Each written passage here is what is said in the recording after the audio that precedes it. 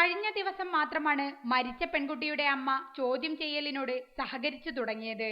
അമ്മയും മൂത്ത സഹോദരിയും പോലീസിനോട് ചില നിർണായക കാര്യങ്ങൾ വെളിപ്പെടുത്തി. ശിശുക്ഷേമ സമിതിയുടെ കൗൺസിലർമാരോട് മുത്തച്ഛന്റെ പെരുമാറ്റത്തെക്കുറിച്ചും പെൺകുട്ടി മരിച്ച ദിവസം വീട്ടിൽ നടന്ന സംഭവങ്ങളെക്കുറിച്ചും മൂത്ത സഹോദരിയും മൊഴി നൽകി. ശേഷിക്കുന്ന ഒരു മകളെ കൂടി നഷ്ടപ്പെടാൻ താൻ ഒരുക്കമല്ലെന്ന് അമ്മ പോലീസിനോട് പറഞ്ഞു. പ്രതിയെക്കുറിച്ചുള്ള നിർണായക സൂചനകളും ഇവർ പറഞ്ഞു. മുത്തച്ഛൻ ജോലി ചെയ്യുന്ന കൊല്ലത്തെ സ്വകാര്യ ലോഡ്ജിലെ ജീവനക്കാരുടെ മൊഴി പോലീസ് രേഖപ്പെടുത്തി. സ്വഭാവദൂഷ്യമുള്ള ആളാണ് ഇയാളെന്നും മദ്യപാനിയാണെന്നും ലോഡ്ജിലുള്ളവർ പോലീസിനോട് പറഞ്ഞു. ആശുപത്രിയിൽ ചികിത്സയിൽ കഴിയുന്ന മുത്തശ്ശിയുടെ മൊഴി, മരിച്ച പെൺകുട്ടി സ്കൂൾ വിട്ട് വീട്ടിലേക്ക് വരുമ്പോൾ സ്ഥിരമായി കയറുന്ന കടയുടെ ഉടമയുടെ മൊഴി എന്നിവയും പോലീസ് രേഖപ്പെടുത്തിയിട്ടുണ്ട്. അമ്മയുടെ മൊഴിപ്രകാരമുള്ള സാഹചര്യ തെളിവുകളും ശാസ്ത്രീയ തെളിവുകളും ലഭിച്ചാൽ നുണപരിശോധനയ്ക്ക് മുമ്പ് തന്നെ പ്രതിയുടെ അറസ്റ്റ് രേഖപ്പെടുത്താനാകുമെന്നാണ് കണക്കുകൂട്ടൽ. റിപ്പോർട്ടർ, കൊല്ലം.